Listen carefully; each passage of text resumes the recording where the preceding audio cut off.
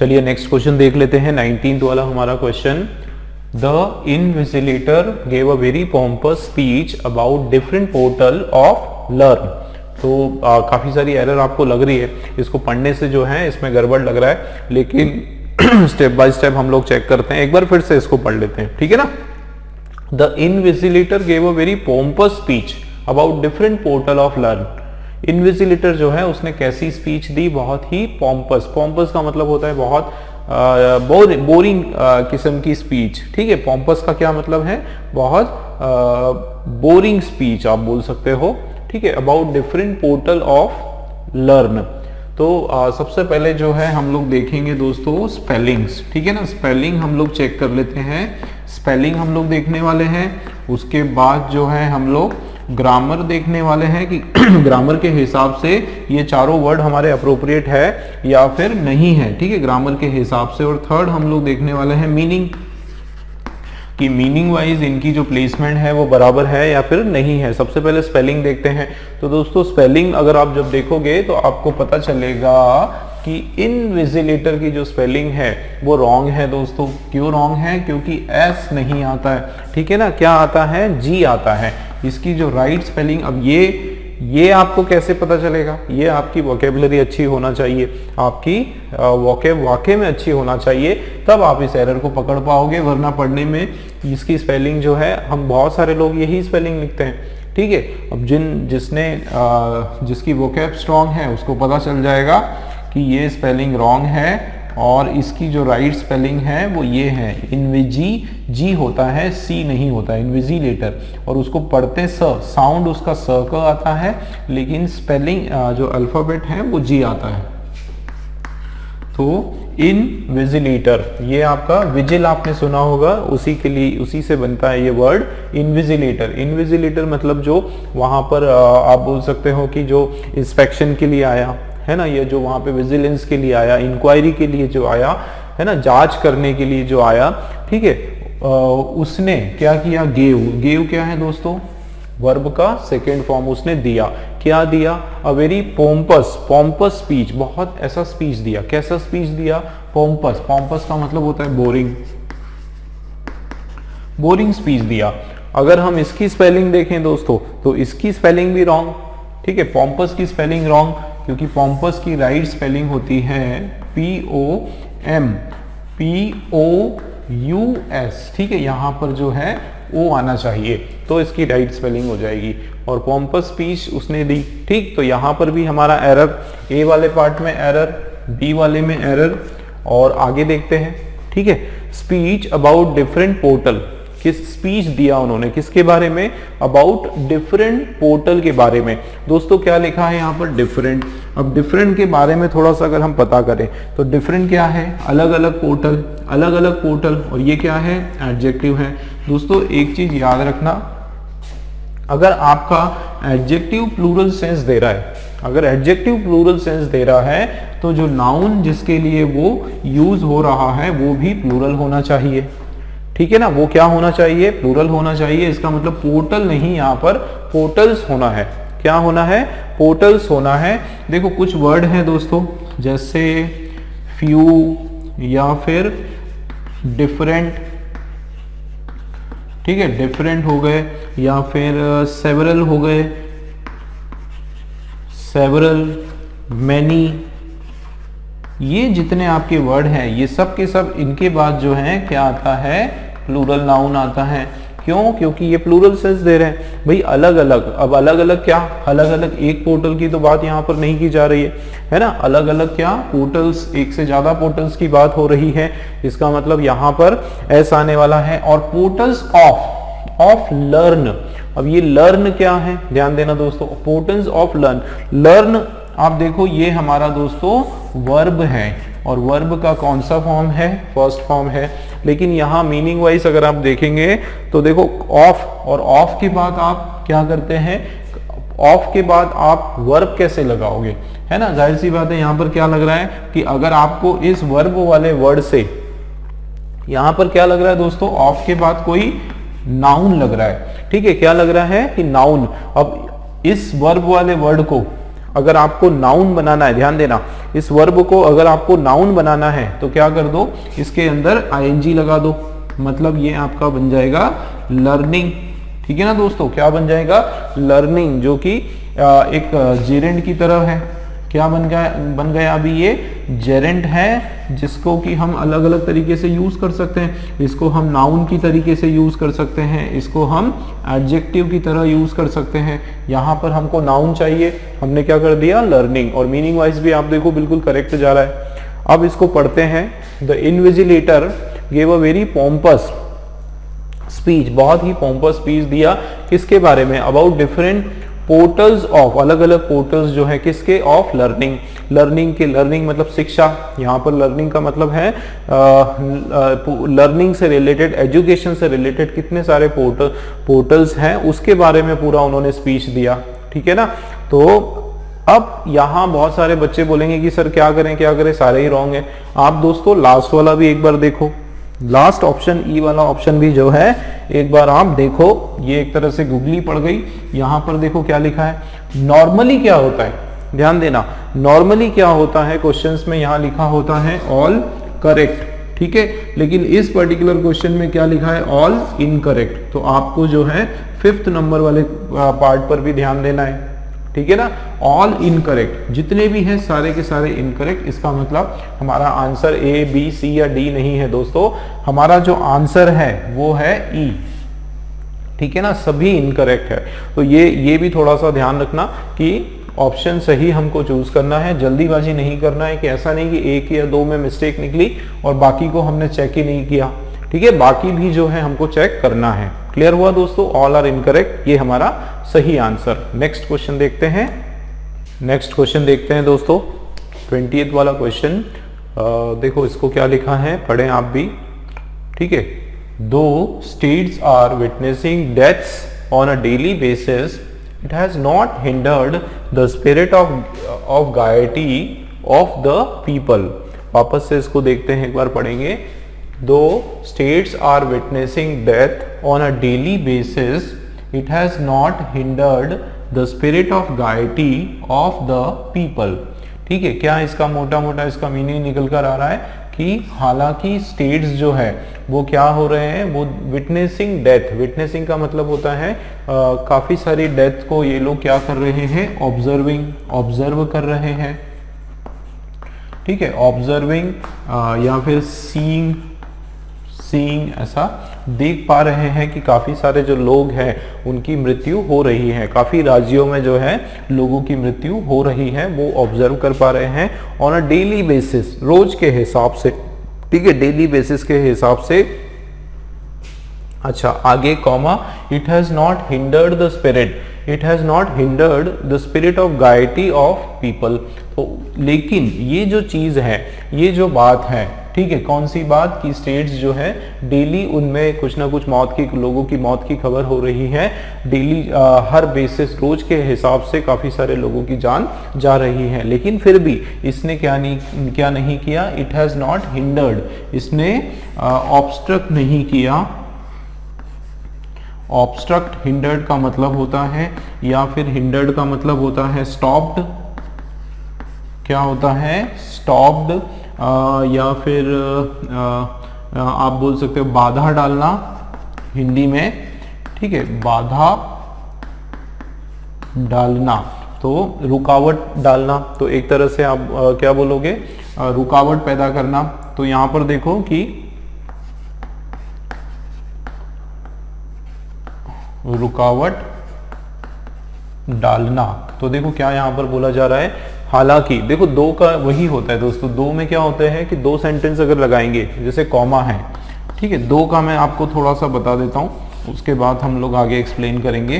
देखो ये दो, उसके बाद कॉमा और उसके बाद वापस सेंटेंस। तो दो का हमेशा याद रखना, ये क्या देता है, अपोजिट सेंस क्रिएट करता है। ठीक है ना, मतलब अगर एक सेंटेंस पॉजिटिव है तो अगला वाला उसका जस्ट अपोजिट सेंस देने वाला है, नेगेटिव देने वाला है।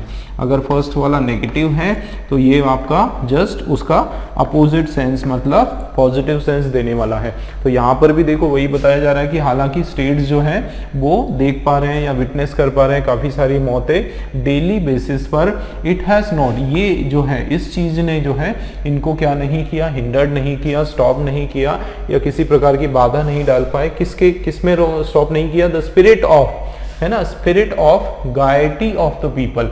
तो लोगों की जो गायटी है दोस्तों उसमें किसी भी प्रकार की कोई कमी नहीं आई। ठीक है, अब ये गायटी का मतलब क्या होता है? तो दोस्तों गायटी का मतलब होता है खुशी। ठीक है, क्या मतलब होता है? खुशी, हैप्पीनेस। ठीक है ना, क्या होता है? हैप्पीनेस। लोगों की जो खुशी है, लोगों की जो हैप्पीनेस है उसमें किसी भी प्रकार से कोई भी कमी नहीं आई। ठीक है, लोग आज भी उनकी जो स्पिरिट है, spirit of gaiety of the people, मतलब लोगों की जो स्पिरिट है, जो पीस है, जो उनकी जो खुशहाली है उसमें किसी प्रकार से कोई कमी नहीं आई, है ना, ये इसमें बताया जा रहा है। अब तीनों तरीके से हम लोग इसको देखेंगे। ठीक है ना, कौन सा? सबसे पहले स्पेलिंग सबकी चेक कर लेते हैं, उसके बाद ग्रामर देख लेते हैं दोस्तों, और उसके बाद जो है मीनिंग वाइज भी हम लोग एक बार देख लेते हैं कि बराबर ये प्लेस्ड है या फिर नहीं है।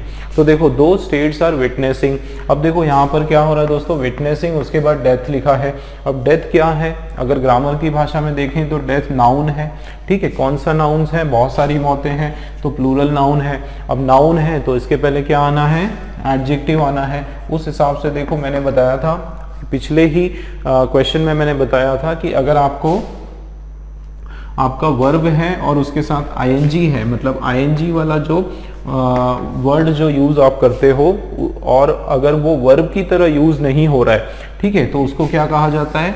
उसको कहा जाता है जेरेंट। ठीक है ना, ऐसे आईएनजी शब्द, फिर से बता रहा हूं दोस्तों ध्यान देना, ऐसे आईएनजी वाले ऐसे आईएनजी वाले वर्ब, ऐसी आईएनजी वाली क्रिया जो असल में जिसका उपयोग क्रिया की तरह ना होते हुए किस तरह होता है, या तो नाउन की तरह होता है या फिर एडजेक्टिव की तरह होता है या किसी दूसरी जगह पर होता है, मतलब एक्शन की तरह नहीं, क्रिया की तरह ना होते हुए और किसी दूसरे प्रकार से होगा, तो वो क्या कहलाएगा दोस्तों? जेरेंट कहलाएगा। ठीक है ना, और यहाँ पर जेरेंट जो है वो किसका काम कर रहा है? या तो वो नाउन की तरह काम कर सकता है या किसी एडजेक्टिव की तरह काम कर सकता है। यहाँ पर देखो क्या है? विटनेसिंग डेथ, ऐसी बहुत सारी। अच्छा, लेकिन हमको यहाँ देखना पड़ेगा कि ये यहाँ पर एक्चुअल में एडजेक्टिव की तरह काम कर रहा है या वर्ब की तरह कर रहा है, वो हमको समझना पड़ेगा।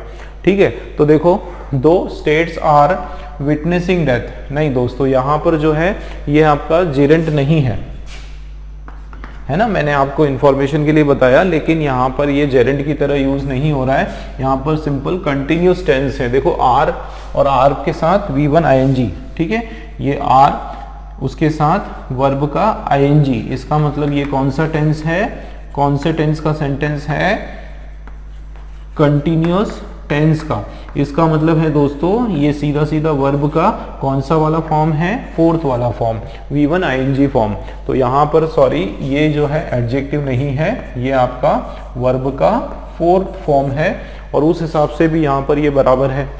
ठीक है, कि दो स्टेट्स आर विटनेसिंग डेथ, कि काफी सारी डेथ जो है स्टेट देख पा रहे हैं, विटनेस कर पा रहे हैं। ठीक है ना, उस हिसाब से ग्रामर के हिसाब से दोस्तों ये बिल्कुल बराबर है। स्पेलिंग की अगर मैं बात करूं तो आप देखो कि स्पेलिंग WITNESSING, इसकी स्पेलिंग बराबर है, स्पेलिंग में कोई प्रॉब्लम नहीं। और मीनिंग भी मैंने बताया आपको कि मीनिंग वाइज भी ये बिल्कुल बराबर है, वर्ब का फोर्थ फॉर्म है। ठीक है ना, आगे बढ़ते हैं। डेथ ऑन डेली बेसिस, ये बिल्कुल सही है। डेली बेसिस ये आपका क्या है? नाउन है, ये एडजेक्टिव है। ठीक है, उस हिसाब से रोज के हिसाब से डेली बेसिस पर, तो बिल्कुल बेसिस की स्पेलिंग, ग्रामर और मीनिंग वाइज तीनों तरीके से सही है। आगे चलते हैं। इट हैज नॉट हिंडर्ड, अब देखो हैज आया दोस्तों, और हैज के बाद हमेशा क्या आता है? वर्ब का थर्ड फॉर्म आता है। ठीक है, तो परफेक्ट टेंस का सेंटेंस है, तो उस हिसाब से देखो ईडी लगा है, तो बिल्कुल बराबर है कि इसने क्या नहीं किया? हिंडर्ड नहीं किया, वर्ब का सेकेंड फॉर्म। ठीक है, वर्ब का थर्ड फॉर्म सॉरी यहाँ पर लगा है। और हिंडर्ड का मतलब भी यही होता है कि इट हैज़ नॉट स्टॉप्ड या इट हैज़ नॉट किसी विघ्न डालना, बाधा डालना, है ना, एक तरह से रुकावट करना या फिर कमी लाना, है ना। हिंडर्ड का मतलब डिस्टर्ब करना, है ना, वो भी हो सकता है, डिस्टर्ब भी हो सकता है, ठीक है, डिस्टर्ब भी हो सकता है। तो किसी भी प्रकार से जो स्पिरिट है, जो इच्छा शक्ति है, उसको बाधा नहीं डाली, उसको डिस्टर्ब नहीं किया। तो मीनिंग वाइज और स्पेलिंग भी बराबर है हर तरीके से। इसका मतलब सी में कोई एरर नहीं, ए में कोई एरर नहीं, और ये जो है बी वाला दोस्तों ये भी हमारा बिल्कुल प्रॉपर है। ठीक है, आगे देखते हैं। हिंडर्ड क्या, द स्पिरिट ऑफ गायटी। अब गायटी का मतलब बता दिया खुशी, हैप्पीनेस, लेकिन दोस्तों इसकी स्पेलिंग जो है ये गलत है। गायटी की जो स्पेलिंग है वो होती है GAIETY। ठीक है, अब इसके लिए भी जो है आपकी वोकैब स्ट्रांग होना चाहिए, तब आप इसको पकड़ पाओगे। ठीक है, तो गायटी की स्पेलिंग जो है GAIETY, इसका गायटी ऑफ द पीपल, इसका मतलब फोर्थ वाला जो है दोस्तों ये हमारा रॉन्ग है और इसके अंदर स्पेलिंग का एरर है। ठीक है, वीडियो को आप पॉज करें, वापस से रिवाइंड करें, फिर से आप पूरा ध्यान से देखें। अगर एक बार समझ में नहीं आता है, बार बार वीडियो को पॉज करके पीछे करके उसको देखें। ठीक है, अगला क्वेश्चन देखते हैं दोस्तों। नेक्स्ट वाला क्वेश्चन आपके सामने, क्वेश्चन नंबर 21 हम लोग देखते हैं। इसको दो बार पहले हम पढ़ते हैं, उसके बाद समझेंगे। क्या लिखा है, he wished to work, फिर से he wished to work all night but he was completely worn out and so we persuade him to stop। ठीक है, क्या इसका मतलब है, he wished to work all night, कि वो जो है उसकी इच्छा थी, उसकी क्या इच्छा थी दोस्तों, कि to work all night, पूरी रात उसको काम करने का उसका मन था। लेकिन अब बट आया ना दोस्तों, तो बट में क्या होता है, अगर यहाँ पर एक पॉजिटिव सेंस तो दूसरा नेगेटिव सेंस, या बिल्कुल उसका अपोजिट सेंस कहा जा रहा है। अब यहाँ पर क्या बात हो रही है कि उसकी इच्छा थी, उसने विश एक इच्छा जताई कि वो पूरे रात जो है वो काम करना चाहता है। ठीक है, but he was completely worn out, लेकिन वो पूरी तरीके से क्या हो चुका था, पूरी तरीके से worn out हो चुका था। अब दोस्तों worn out worn out जो है ये आपका एक सिंगल वर्ड है, आप इसको बोल सकते हो फ्रेजल वर्ब। ठीक है ना, ये क्या है, फ्रेजल वर्ब है, और ये दोस्तों जो है हमारा फिक्स है। फिक्स है इसका मतलब है कि हम लोग इसको बिल्कुल एक साथ लिखते हैं और इसी तरीके से लिखते हैं। ठीक है, तो यहाँ पर अगर आप देखोगे वॉर्न और आउट एक साथ है, इसका मतलब इसके अंदर तो कोई एरर नहीं है। और वॉर्न आउट का मतलब होता है टायर्ड। क्या मतलब होता है, बहुत ज्यादा थक के चूर हो जाना, बहुत ज्यादा टायर्ड हो जाना, थक जाना, उस सेंस में आ रहा है। तो क्या हो रहा है कि पूरी तरीके से वो थक चुका है। And so we persuade him to stop, हमने उसको क्या किया, हमने उसको परसुएड किया टू स्टॉप, उसको परसुएड किया कि वो अब रुक जाए, अब वो काम नहीं करे। तो परसुएड करने का मतलब होता है उसको राजी करना, उसको मनाना, सॉरी राजी मनाना नहीं होता, रिक्वेस्ट करना। क्या होता है, रिक्वेस्ट करना। ठीक है, कि वो हमारी बात या जैसा हम चाहते हैं वैसा करने के लिए उसको हामी भरवाना, उससे रिक्वेस्ट करना कि हमने उसको इस चीज के लिए परस्यूएट किया कि वो रुक जाए। ठीक है, स्टॉप करे, ये इसका मीनिंग हो गया। अब हम लोग देख लेते हैं, एक एक वर्ड को हम चेक करते हैं दोस्तों, तीनों तरीके से चेक करते हैं। सबसे पहले स्पेलिंग देखते हैं। ठीक है ना, स्पेलिंग वाइज देखते हैं। देखो विश्ड की स्पेलिंग बराबर है, और बोन की स्पेलिंग भी ठीक है, परसुएड की स्पेलिंग ठीक है, स्टॉप की स्पेलिंग ठीक है। अब हम लोग देखते हैं ग्रामर। हमको देखना है कि ग्रामर के वाइज ग्रामेटिकली ये बराबर है कि नहीं। देखो ही विश्ड टू वर्क, अब यहाँ पे ईडी लगा है, ईडी लगा है, इसका मतलब सेंटेंस हमारा किस सेंस में जा रहा है, पास्ट टेंस में जा रहा है। ठीक है, तो ही विश्ड टू वर्क, उसकी इच्छा जताई। ऑल नाइट, फुल नाइट उसको जो है उसने काम करने की इच्छा जताई। बट ही वॉज, देखो यहाँ पर क्या लिखा है दोस्तों, यहाँ पर वॉज लिखा है। ठीक है, तो ये हमारा पास्ट का वर्ब है। ठीक है, पास्ट का वर्ब है, इसका मतलब यहाँ पर वर्ब का सेकंड फॉर्म है, मतलब ग्रामर के हिसाब से यहाँ पर सही है। ठीक है, तो he was completely worn out. यहाँ पर भी देखो ये वॉर्न, एक होता है वियर, ठीक है, एक होता है वियर, दूसरा होता है वॉर्न, है ना, और तीसरा जो है वो भी होता है वॉर्न। तो ये वर्ब का फर्स्ट फॉर्म, ये सेकंड फॉर्म और ये थर्ड फॉर्म। वियर का मतलब होता है बहुत ज्यादा थकना है ना, वॉन का मतलब भी थक जाना, इस तरीके से टायर्ड हो जाना, तो ये भी पास्ट टेंस में है। यहाँ पर भी ग्रामर के हिसाब से इसका पोजीशन इसकी बिल्कुल बराबर है कि worn out and so we persuade him. अब देखो दोस्तों, ये भी हमारा वर्ब, ध्यान देना, ये वर्ब, ये सेकेंड फॉर्म, ठीक है, और ये भी वर्ब, ये भी सेकेंड फॉर्म, एंड आया। अब एंड के बाद मैंने आपको बताया था कि एंड जो है वो हमेशा अपने साथ क्या देता है दोस्तों, सेम सेंस देता है, ठीक है ना, सेम सेंस देता है। इसका मतलब जैसा इस तरफ है जो सेंस में है, जो वर्ड इधर है वही वर्ड जो है इस तरफ भी होना चाहिए। जो पार्ट ऑफ स्पीच POS वो इधर है, वही पार्ट ऑफ स्पीच जो है यहाँ लगना है। जो टेंस इस साइड है एंड के, वही टेंस जो है हम लोग इस तरफ भी लगाते हैं। तो उस हिसाब से आप देखो यहाँ पर क्या हो रहा है दोस्तों, कौन से टेंस में चल रहा है। रूल ऑफ प्रॉक्सिमिटी भी यही बोलता है, ठीक है, रूल ऑफ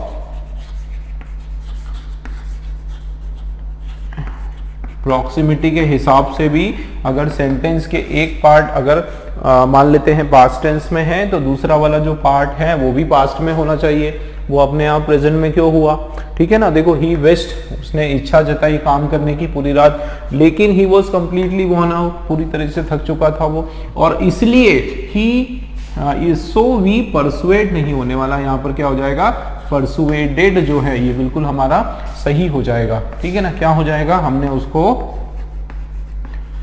परसुएड किया, है ना, हमने उसको क्या किया, परसुएड किया कि वो क्या करे, स्टॉप हो जाए। तो देखो दोस्तों, टू और टू के बाद वर्ब का फर्स्ट फॉर्म। तो देखो ग्रामर के हिसाब से जब हमने चेक किया तो सी वाले के अंदर हमारा एरर है, ठीक है ना, सी वाला हमारा एरर है। एक बार मीनिंग वाइज भी देख लेते हैं, मीनिंग के हिसाब से देख लेते हैं, ठीक है। हालांकि एरर हमको पता चल गया है, लेकिन एक बार देख लेते हैं मीनिंग वाइज। देखो, वेस्ट, उसने इच्छा जताई, बिल्कुल ठीक है।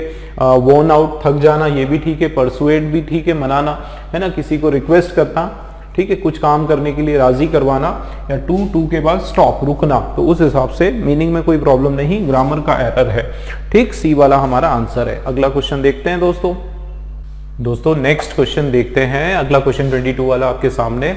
देखें क्या लिखा है इसमें। It is easy to see that a lawyer demeanor in court may be prejudicial against the interest of his client। ठीक है, फिर से इसमें देखते हैं कि it is easy to see that, ये जो है ये इजी है, किस चीज को, इस चीज को देखना ये आसान है कि अ लॉयर डिमेनर इन कोर्ट, ठीक है, और लॉयर का जो डिमिनर है कोर्ट के अंदर may be pre judicial against the interest of his client, की लॉयर का जो डिमिनर है। अब डिमिनर का मीनिंग हम समझ लेते हैं। देखो, डिमिनर का लॉयर का जो डिमिनर है, इसका मतलब डिमिनर का मतलब होता है कंडक्ट, ठीक है, क्या होता है दोस्तों, कंडक्ट होता है, या फिर इसका नेचर होता है, या फिर आप बोल सकते हो लॉयर का जो एक्शन है, ठीक है, लॉयर का जो एक्शन है वो इसको हम लोग बोल सकते हैं एक्शन, या फिर आप बोल सकते हो इसका जो व्यवहार, ठीक है, लॉयर का जो व्यवहार है कहां पर, इन कोर्ट, मे बी क्या हो सकता है, प्री जुडिशियल हो सकता है। प्री जुडिशियल हो सकता है मतलब एक तरह से जस्टिफाइड हो सकता है, ठीक है, जस्टिफाइड हो सकता है, या अकॉर्डिंग टू द लॉ हो सकता है, या फिर राइट हो सकता है, वैलिड हो सकता है, ठीक है, वैलिड हो सकता है, ठीक, अगेंस्ट द इंटरेस्ट, किसके इंटरेस्ट, ऑफ हिज क्लाइंट, की उसका जो क्लाइंट है उसके इंटरेस्ट के अगेंस्ट हो सकता है। अब हमको देखना है एक एक करके। देखो, सबसे पहले हम लोग चेक कर लेते हैं इनकी स्पेलिंग। चारों वर्ड, 4 वर्ड है दोस्तों आपके सामने, एक लॉयर है, दूसरा डिमिनर है, प्री जुडिशियल है, और एक है आपके पास इंटरेस्ट, ठीक। अब इसका तीन तरीके से हम लोग देखने वाले हैं। सबसे पहले हम देखेंगे स्पेलिंग इसकी बराबर है या फिर नहीं है, ठीक है। उसके बाद हम लोग ग्रामर के हिसाब से चेक करने वाले हैं कि ग्रामेटिकली ये वर्ड्स जो है इसका प्लेसमेंट एक्यूरेट है या फिर नहीं है। और उसके अलावा जो है हम लोग मीनिंग इसका हम देखेंगे कि मीनिंग वाइज या फिर कॉन्टेक्चुअली, ठीक है, कॉन्टेक्स्ट वाइज जो है इनका जो यहाँ पर प्लेसमेंट वो बराबर है या फिर नहीं है।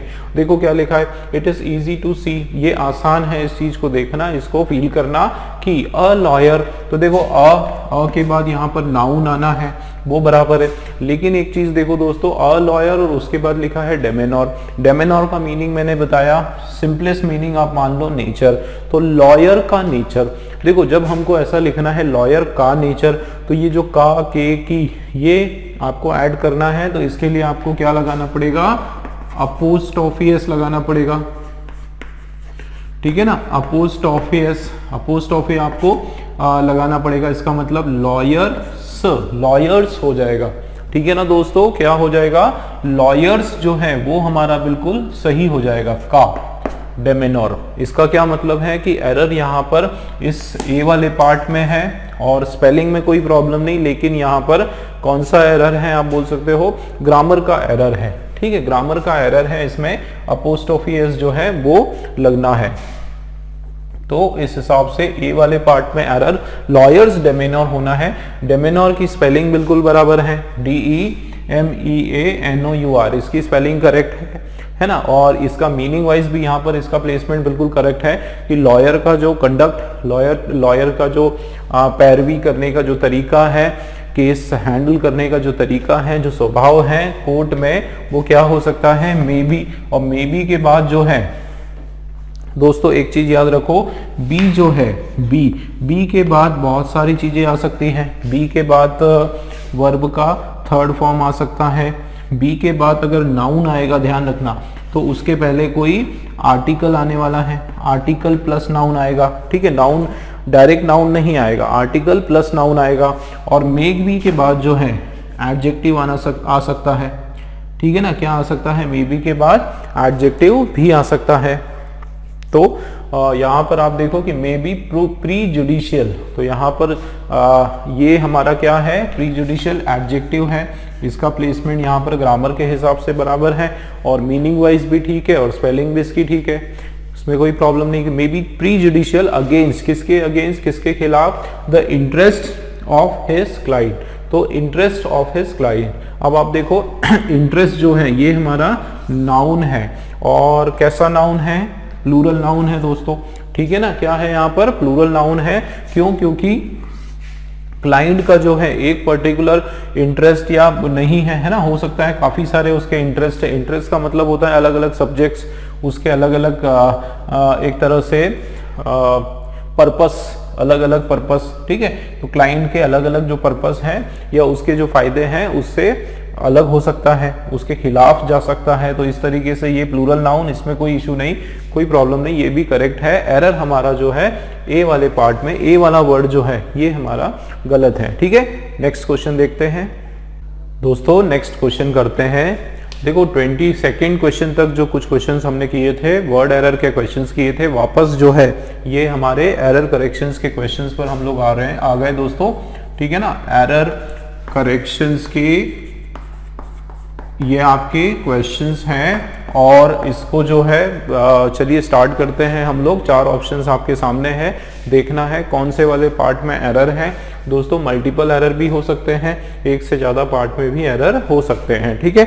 चलिए तो रीड करते हैं, पहले इसको समझने की कोशिश करते हैं, आप लोग भी मेरे साथ रीड करें। Singapore and Indonesia announced the renew of a US 10 billion currency, है ना, $10 बिलियन करेंसी, ठीक है। तो US $10 billion currency pact which will support money and financial stability in the region, ठीक है। वापस देखते हैं क्या इसमें बताया जा रहा है। देखो सिंगापुर एंड इंडोनेशिया, 2 देशों की दोस्तों यहाँ पर बात की जा रही है। कौन से 2 देश हैं, एक सिंगापुर और दूसरा जो है इंडोनेशिया। इन्होंने क्या किया, इन्होंने अनाउंस किया, वर्ब का सेकंड फॉर्म, क्या इन्होंने अनाउंस किया, the renew of a US $10 billion currency या $10 बिलियन करेंसी, ऐसे इसको हम बोलेंगे। 10 ये वाली जो करेंसी है, ठीक है, $10 की जो है ऐसी बिलियन करेंसी पैक्ट उन्होंने क्या किया दोस्तों, उसको रिन्यू किया। अब एक्चुअल में उन्होंने करेंसी रिन्यू नहीं की, उन्होंने उसका जो पैक्ट है, उन्होंने इसका जो इसकी जो रूल है, इसका जो स्कीम है या नियम है, वो उन्होंने लागू किया। और वो क्या करने वाला है, विच विल सपोर्ट, वो सपोर्ट करने वाला है किसको, मनी को और फाइनेंशियल स्टेबिलिटी को। कहां पर, रीजन में, है ना, उस क्षेत्र में, ये सेंस आ रहा है। तो ये तो हमने मोटा मोटा उसका सेंस समझा, है ना। सिंगापुर और इंडोनेशिया ने कुछ मनी रिलेटेड कुछ ऐसा पैक्ट उन्होंने किया ताकि उससे फाइनेंशियल स्टेबिलिटी और मनी को हेल्प मिले। अब हम देखते हैं कि एरर हमारा कहां कहां पर है। ठीक है ना, देखो शुरुआत से देखेंगे पूरा। देखो क्या हो रहा है यहाँ पे, सिंगापुर एंड इंडोनेशिया। अब दोस्तों ये हमारे क्या है, दो नाउन है। सिंगापुर हमारा एक प्रॉपर नाउन है और दूसरा इंडोनेशिया, ये भी किसी देश का नाम है, प्रॉपर नाउन है। ठीक है, मतलब दो प्रॉपर नाउन एक साथ है। और अगर ये प्रेजेंट टेंस में होता तो यहां पर क्या हो जाता, अनाउंस हो जाता, है ना, मतलब वर्ब का प्लूरल फॉर्म होता। लेकिन यहाँ पर क्या है, ये पास्ट टेंस में है तो कोई प्रॉब्लम नहीं, वर्ब का पास्ट टेंस बिल्कुल बराबर है। ठीक, ग्रामर के हिसाब से फर्स्ट वाले के अंदर कोई भी एरर नहीं है। ठीक है, फर्स्ट वाला हमारा करेक्ट है। आगे बढ़ते हैं दोस्तों।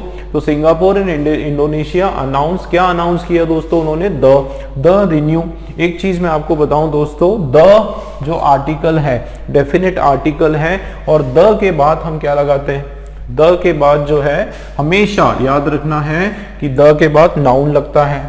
देखो द के बाद या तो आपका क्या लगेगा, नाउन लगेगा सीधा, ठीक है ना, या फिर क्या लग सकता है, द के बाद एडजेक्टिव आएगा, ठीक, उसके बाद प्लस नाउन आएगा। तो इस तरह की कॉम्बिनेशन होने वाली है। लेकिन द के बाद अगर आप इसकी बात करें तो ये जो वर्ड है ये आपका नाउन नहीं है, ये है आपका वर्ब, और वर्ब का फर्स्ट फॉर्म है। ठीक है, रिन्यू करना का मतलब होता है उसको फिर से शुरू करना, फिर से नया करना। ठीक है, उसको पूरा नया करना इस तरीके से। तो रिन्यू के बदले यहां पर अगर हमको रिन्यू जो है,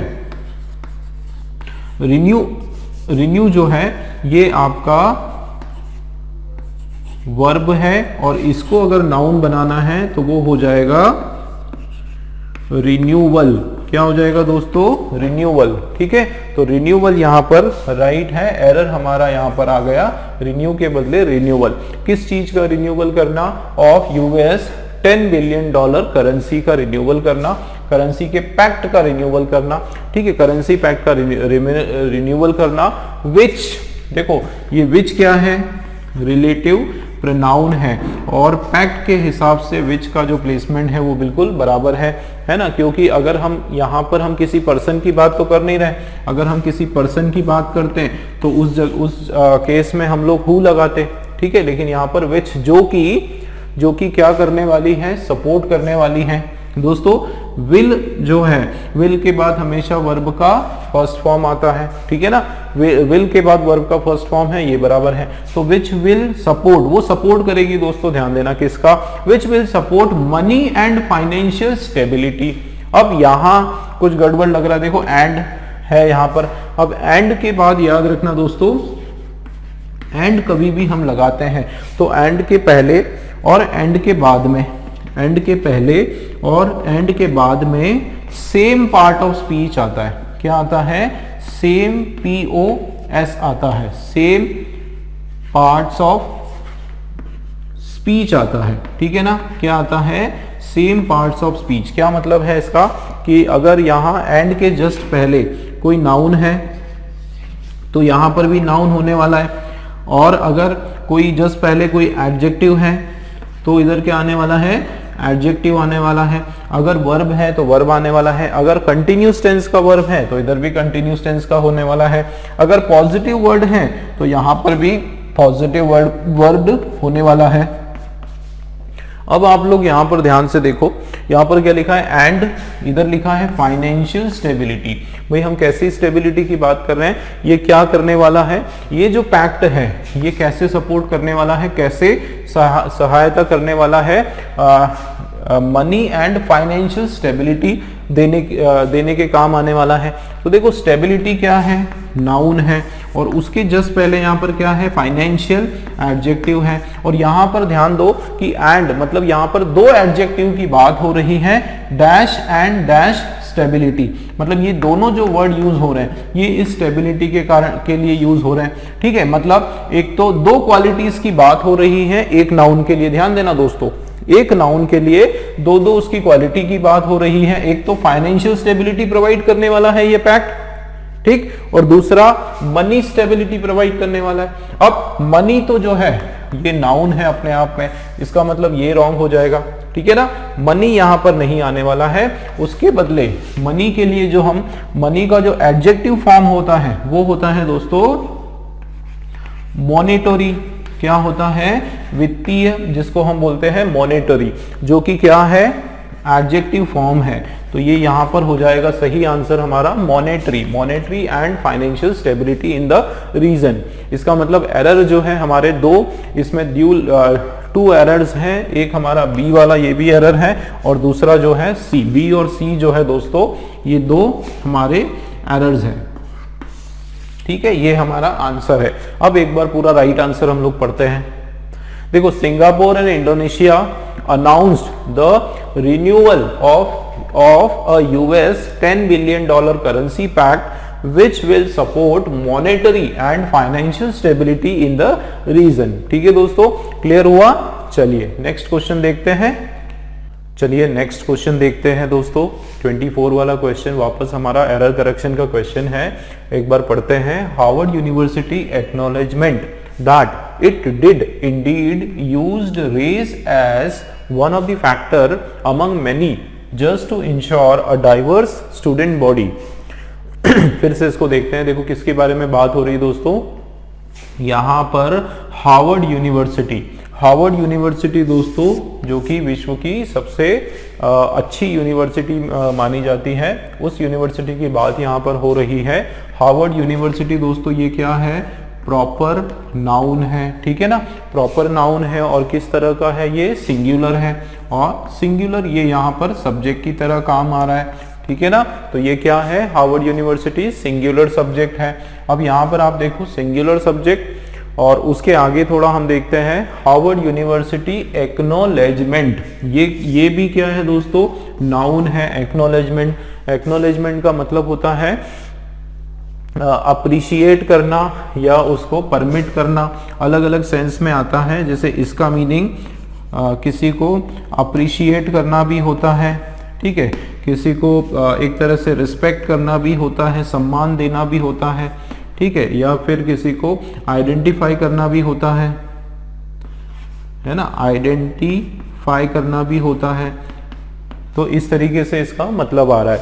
लेकिन यहां पर अगर आप देखोगे इसके मीनिंग वाइज, देखो Harvard university acknowledgement that it, देखो Harvard university acknowledgement that it did indeed use race, इसने क्या किया, इंडीड रेस को यूज किया, कास्ट को यूज किया।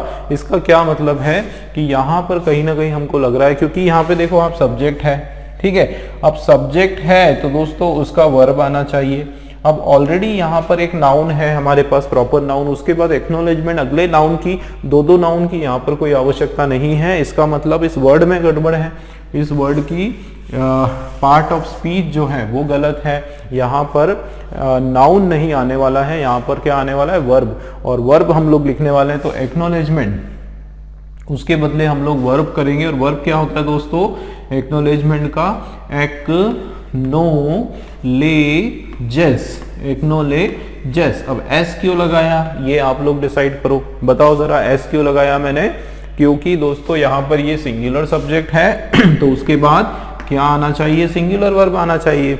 और सिंगुलर वर्ब की क्या पहचान है कि वर्ब के साथ V5 आता है, इसका मतलब वर्ब के साथ S या फिर ES हम लोग जो है लगाते हैं। अगर नहीं लगाया तो प्लूरल वर्ब हो जाएगा, और वो किस कंडीशन में आता है, जब नाउन हमारा प्लूरल है, ठीक है। लेकिन यहाँ पर नाउन सिंगुलर है, उस हिसाब से यहाँ पर V5 बिल्कुल करेक्ट है, S आ गया, ठीक है ना, क्लियर है। तो हार्वर्ड यूनिवर्सिटी एक्नॉलेजेस, एक एरर हमने इसमें पता कर ली। एक्नॉलेजेस क्या एक्नॉलेज करती है, हार्वर्ड यूनिवर्सिटी इस चीज को क्या करती है, इस चीज को मानती है, ठीक है। तो एक्नॉलेजेस का मतलब यहां पर आ रहा है एक्सेप्ट, क्या करना, एक्सेप्ट, इस चीज को एक्सेप्ट कर रही है Harvard university that it did, इन्होंने किया। इंडीड कब लगाते हैं दोस्तों, इंडीड हम लगाते हैं जब हमको उसको क्या देना है, बहुत ज्यादा स्ट्रेस देना है, उस चीज को बहुत ज्यादा हमको स्ट्रेस देना है तो हम लोग इंडीड लगा देते हैं। तो it did indeed used race, उसने इंडीड क्या किया, रेस को यूज किया। It did indeed used race, उन्होंने यहां पर यूज्ड किया। अब यहां पर एक चीज आप देखो, कभी भी याद रखना है, जैसे डिड आया, ध्यान देना दोस्तों, डिड आया और उसके बाद हमेशा क्या आता है, वर्ब का फर्स्ट फॉर्म होता है। कभी भी हम लोग जो है डिड के बाद वर्ब का सेकंड फॉर्म जो है वो नहीं लगाते हैं, ठीक है ना। क्यों नहीं लगाते हैं, क्योंकि डिड जो है वो ऑलरेडी पास्ट टेंस का इंडिकेशन है। डिड से जो है हमें ऑलरेडी पास्ट का फॉर्म पता चल जाता है, तो उसके बाद मेन वर्ब जो है वो फर्स्ट फॉर्म होगा, वो पास्ट टेंस नहीं होने वाला है। इसका मतलब यहां पर भी हमारा एरर है कि इट डिड इंडीड यूज, ठीक है, ये डी नहीं आएगा। इट डिड इंडीड यूज, क्या यूज किया, रेस यूज किया, ठीक है। धर्म या कास्ट का कार्ड इन्होंने खेला, यूज किया एज, किस तरह से, एज वन ऑफ। देखो यहां पर भी एक रूल है दोस्तों, क्या, कि वन ऑफ कहीं पर भी आता है, कभी भी आता है तो हमको क्या करना है, याद रखना, वन ऑफ ये कभी भी आता है दोस्तों तो इसके बाद हमेशा नाउन हमारा प्लूरल होना चाहिए। वन ऑफ के बाद नाउन हमारा जो है कैसा होना चाहिए, हमेशा प्लूरल नाउन आना चाहिए। अब आप देखो यहां पर क्या लिखा है, वन ऑफ, उसके बाद the factor, one of the factor, तो ये फैक्टर नहीं होगा, इसको हम लोग क्या कर देंगे, फैक्टर्स कर देंगे, प्लूरल नाउन यहां पर होने वाला है, ठीक। एक एरर हमारा यहां पर आ गया, ठीक है। One of the factors among many, one of the factors among many, बहुत सारों के अमंग, जस्ट टू इंश्योर, वो क्या है, जस्ट टू इंश्योर, मात्र एक इंश्योर करने के लिए, इस चीज को अश्योर करने के लिए, श्योर करने के लिए, देखो टू के बाद जो है वर्ब का फर्स्ट फॉर्म जो कि बराबर है, तो जस्ट टू इंश्योर क्या, अ डाइवर्स स्टूडेंट बॉडी, कि एक डाइवर्स विविध प्रकार की स्टूडेंट की एक बॉडी बने, बॉडी मतलब यहां पर स्टूडेंट का एक ग्रुप बने, स्टूडेंट की एक ऑर्गेनाइजेशन बने, वो सेंस में यहां पर बताया जा रहा है, ठीक है ना। तो एक बार फिर से इसको देखते हैं, देखो किसकी बात हो रही है, हार्वर्ड यूनिवर्सिटी। ये क्या है, सिंगुलर सब्जेक्ट है, इसके बाद जो वर्ब आना चाहिए है ना, नाउन नहीं आएगा, तो ये हो गया आपका वर्ब का फर्स्ट फॉर्म, सिंगुलर वर्ब यहां पर आएगा, ठीक है। सिंगुलर वर्ब क्या आएगा, एक्नॉलेजेस। तो देखो हार्वर्ड यूनिवर्सिटी एक्नॉलेजेस क्या, that it did indeed use, did के बाद वर्ब का फर्स्ट फॉर्म दोस्तों, it did indeed use race as one of the क्या, वन ऑफ दी के बाद plural noun, factors among many, just to ensure, इस चीज को इंश्योर करने के लिए कि अ डाइवर्स स्टूडेंट बॉडी जो है वहां पर फॉर्म हो जाए, इस तरीके का यहां पर मीनिंग आ रहा है। एरर दोस्तों, एरर जो है वो हमारा ए के अंदर एरर, बी के अंदर एरर, ठीक है, उसके अलावा सी जो है उसके अंदर भी एरर, और कुछ हम देखते हैं कि यहां पर और कोई एरर क्या हमको यहां पर दिखाई दे रहा है, तो मुझे लगता है कि सफिशिएंट है, उसके अलावा कोई भी एरर जो है हमको देखना पड़ेगा। हार्वर्ड यूनिवर्सिटी एक्नॉलेजेस, एक एरर हमने ये किया, दैट इट डिड इंडीड, तो ये बिल्कुल बराबर है। देखो यहां पर इट लिखा है, ये इट किसके लिए है, इट है हार्वर्ड यूनिवर्सिटी के लिए, भाई यूनिवर्सिटी है और सिंगुलर है तो यहां पर इट, अगर एक से ज्यादा यहां पर कुछ होता दोस्तों, ठीक है, अगर यहाँ पर प्लूरल हमारा सब्जेक्ट होता तो हम लोग यहाँ पर दे लगाते, लेकिन क्योंकि ये हमारा सिंगुलर सब्जेक्ट है तो इट भी यहाँ पर रॉन्ग है, राइट है, सॉरी, है ना। इसका मतलब और बाकी कोई भी एरर नहीं, एरर हमारा जो आंसर है वो क्या है, ए, बी और C, A, B and C, all are answer, ठीक है। नेक्स्ट क्वेश्चन देखते हैं दोस्तों।